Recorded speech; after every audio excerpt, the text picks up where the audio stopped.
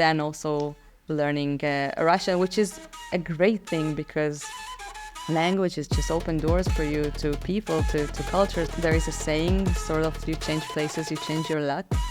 So if I was sort of now in Israel, I would become like a different person. Hello and welcome to 20 Minutes Abroad, the podcast where we talk about different cultures from different countries. Today we are going to talk about what it is like to grow up with parents from the Soviet Union and the Israeli arts scene, right after the intro.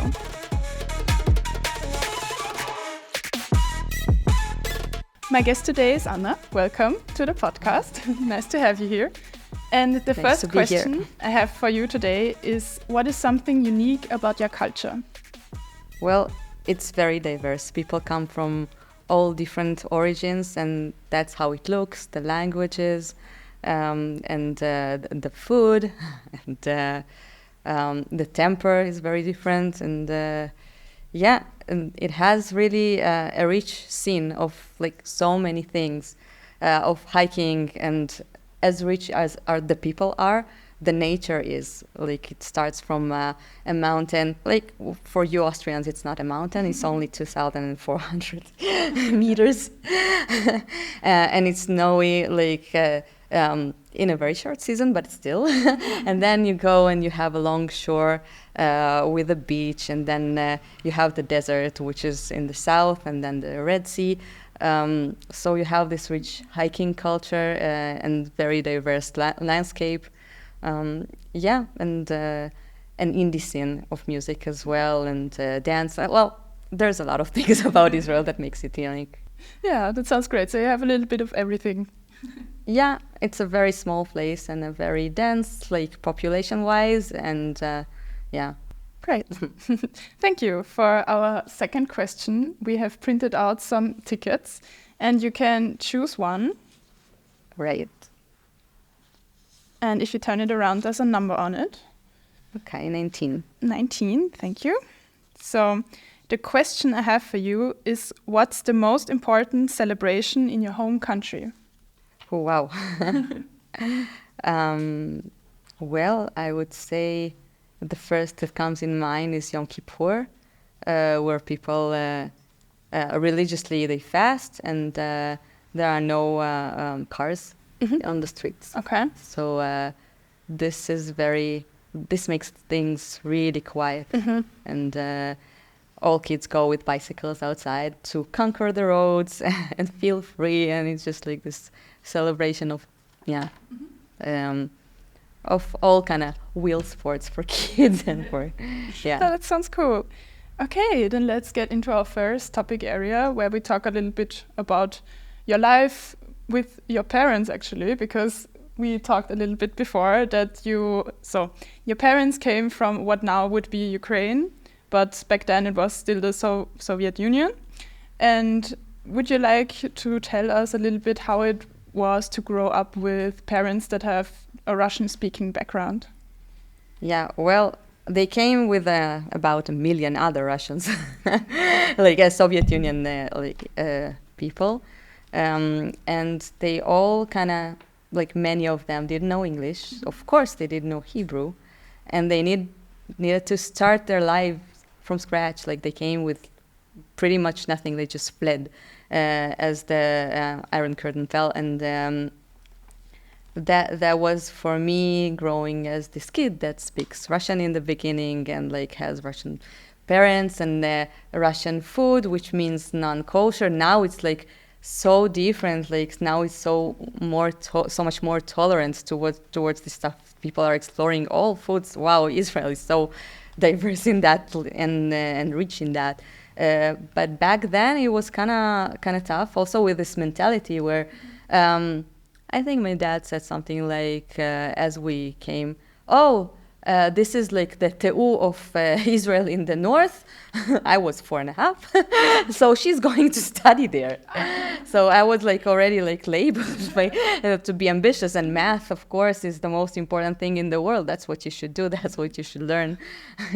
And then also learning Russian, which is a great thing because languages just open doors for you to people, to cultures, and And for me, it was a fear because speaking non-perfect Russian with adults, and you have this like great fear and respect for adults, and just getting something wrong is like, yeah, it's terrifying.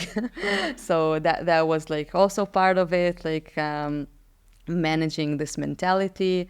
And you don't mix your hobbies with studies. Yeah, you have like you have the goals, and you should be super focused on your goals. You should succeed in doing all your hobbies amazingly. It's like it's very important, but don't mix what is salary, what are hobbies. And that made it into this tragic thing that not really tragic, but like I applied to dancing school. I mean, it was art school. When I was in 7th grade, I got in, and I had a dance teacher that like prepared me for that. And she said, "Yeah, it is so much for you." And now you're going to a technological school because that's like that's the stable life. And well, as a kid, I also liked math, so I said fine. Like I believed them, and I went. And then I was continually asking my dad, like, yeah, I know I danced like 3 times a week, like doing like all sorts of things, but when do I dance? When do I like put my life into dancing? Like when all this must math is like backs a bit, like. And he said when I was in the uni, I think, he said, but you were dancing all the time. Like, I don't get it. like you were in salsa and you instructed and like you did this and that. And like, what's the problem here? Like, and I'm like, yeah, I wanted to kind of choreograph and do like projects, and I couldn't articulate it then. So yeah, and I can understand that, because as people that struggle their way to get a like status in a place where they started like from scratch again, you want your kid to grow safely and start like his life with a solid like safe work. And this is a matter of generation, but because nowadays life is like what's solid and what's stable. People change things all the time. It's like as if we really yeah. So you would say your parents kind of fit the stereotypical strict image people have from in a way. I mean, like yeah, but they have their things. Like my dad used to climb as a pretty much he went towards till I was born, maybe a little bit also afterwards. Like he was also guiding it a little bit, and he was an engineer. Yeah, right. It's like the hobby that you don't mix. And this is how I like climbed and got this hobby and got that love for nature as a like ingrained part in me. So like everybody is a little bit of the stereotype and a lot themselves. Yeah. Okay, and so your parents kind of brought the now Ukrainian celebrations to your household. So you grew up with the traditions they had? So there are like 2 celebrations that I like that are fundamental. One is the New Year's. And as Israel developed, first it was frowned upon as like you're celebrating this foreign, like non-Jewish holiday, and you're this and that.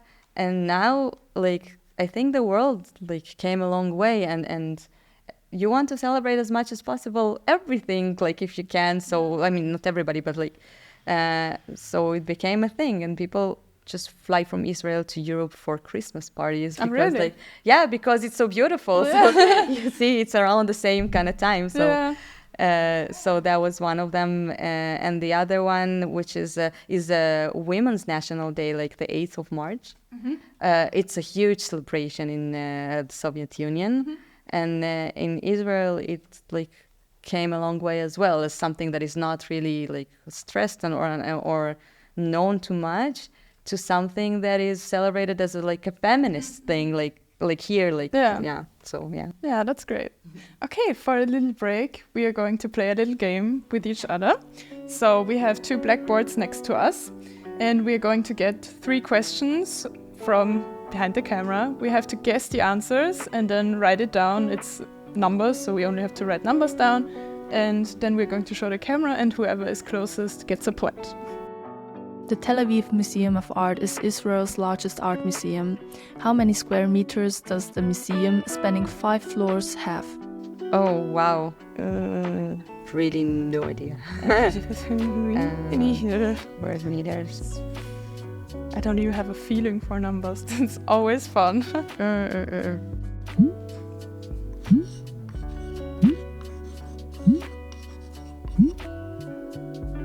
I don't think you can read that. So your guess is 2,500 square meters and mine is 1,500. So we're actually not that far apart. 19,000 square meters. Wow. What? 19,000? Oh, wow. We were both like closer to each other than anywhere near this. Yeah. Okay, true. Oh well, I didn't expect it to be that much. How many spices for cooking and medicine exist globally? A lot. Oh, wow.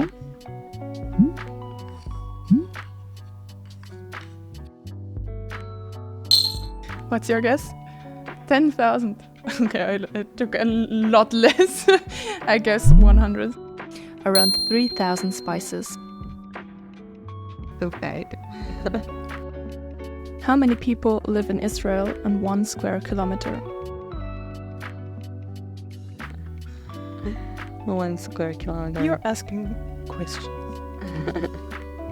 Hooray. I don't know, man. I think like it's what 400 from end to end, and then about I don't remember the white is about like maybe 40, like over 40, and that's like just the okay, and then.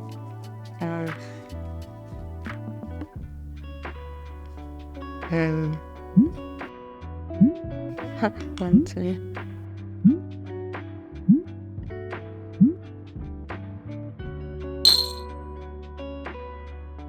Okay, let's cut the math.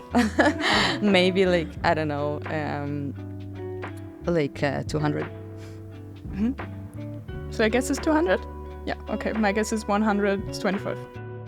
So actually, you're pretty close again. 410 people. Okay, yeah. So, since you won, we have a little present for you as well.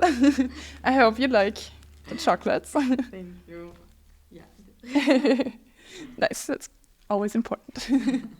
Okay, and then let's get into our second topic area where we talk a little bit more about what you do, about the art and culture. So, how would you describe the art scene in Israel? Or is there something that makes it unique? Well, the many languages and the many cultures, so you can see like events which are dedicated more like to different audiences, and like I'm very biased. There is one project that was recently created my best friend, and this is just an example of something. She translated Russian oldies songs to Hebrew songs, and to bridge this like communities of people coming from the Soviet Union, and all this like culture that comes to show it and to share it with the Israeli friends. And yeah, she's been doing this I think for 2 years already, and it's growing, and it's beautiful how younger generation and older generation and like people from different speaking languages just like get to experience these songs, this beautiful nature and friendship songs from this culture. So this is something that happens when you have these like various backgrounds. Yeah, that's really cool. And how involved were you in the Israeli art scene when you still lived there?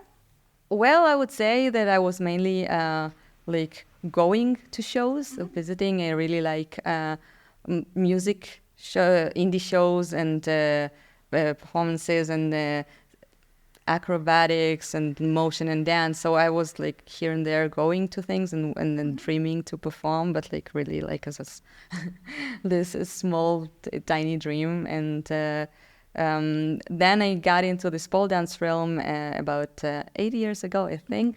And I started like, wow, maybe I should do something finally, and maybe I should choreograph, and maybe I should, like, it was like boiling and boiling and boiling. And I was like singing in jams with friends, and like going to Burning Man, which is a whole like celebration of art and freedom. And yeah, so it's basically transitioning slowly from this like audience place to a creator, where I was performing in a small show, like and not really, like just in a bar singing to friends. And then this atmosphere created where people just, you know, listen to you, and you have this connection. It's like a small place, but everybody's like, it was raining outside and everything was super cozy, and it was magic. And the dancing thing, I finally got myself to like a competition with a topic, with like some storytelling through the choreo, which I did with the studio owner that mentored me. And it was really like first steps. It was first steps into like actually getting it out, because like I didn't want to compete. I just wanted to perform. Yeah. Okay, so you just have fun with performing. Like, yeah, towards something like that. Okay, and then you came to Graz in June 2021. And how would you say does the art differ here? Yeah, well, well, the people are different. And I wouldn't say, like, I can't really say anything about all the art. And especially, there is a saying, sort of, you change places, you change your luck. So if I was sort of now in Israel, I would become like a different person, and I would like know more about these kind of things. And coming here made me explore this thing more. So in a way, I kind of know this scene more here than back at home, like at least from the performing side.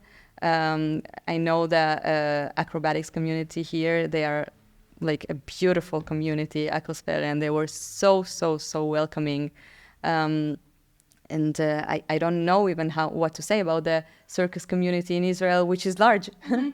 Like, we went to this acro course, and then we stopped, and then like play with it here and there. But then I got just more interested here, and this city just celebrates performing arts and on the streets all the way. Like, in a way, though it's like smaller than Vienna, it's like the right size for everybody to feel cozy and to feel like not too small that things are happening. And I was in Tel Aviv, and Tel Aviv is this formal city. Everything is happening all the time, and like you're a bit of a stranger there. And this is like maybe more the difference between Tel Aviv, which was the city that was my city, and like Graz, which is my city now. And this atmosphere is different. That like the scale and the coziness, and that makes a big difference to create, and to it gives you courage, gives you, yeah. I can understand that. And you now started your own performance project here in Graz. Would you mind telling us a little bit more about that? Yeah, happily. So I was just here with the pole, motivated to finally, after this like performance that I had, and sort of like the steps that I made in Israel to make it a bit like more of a thing. I want to make my own choreographies. I want to go on stage. I want to perform. I want to express myself. This is like a thing that I love, this dance thing. And then, okay, so where do I perform? Like, even if I get my outdoor pole, which I didn't have, should I put it here? Here? Where should I put it? Like, nobody like throws a red carpet and like, come perform. And it motivated me to sort of start creating. And I met these amazing people in a jam session in Ogarten. And I asked one of them, Gloria Ramic, and she's amazing. She sings so, like, you just melt when she starts. And let's do something together, because if I make an act, like a pole dance act, so, well, it's 5 minutes, 3 acts are 15 minutes, and then what? So you collaborate, and then slowly, like, we built this thing, which was sort of creating a stage for people that have these dreams in the drawer that never go out there. They have a goal and they have this thing. Yeah, that's how it started. And now it's already like 4 events that we produced. Like the goal is like 1 event per half a year, with a lineup of about 8 performing acts of motion and music, and all gathered by this topic, which is a philosophic topic. We had 4 of them.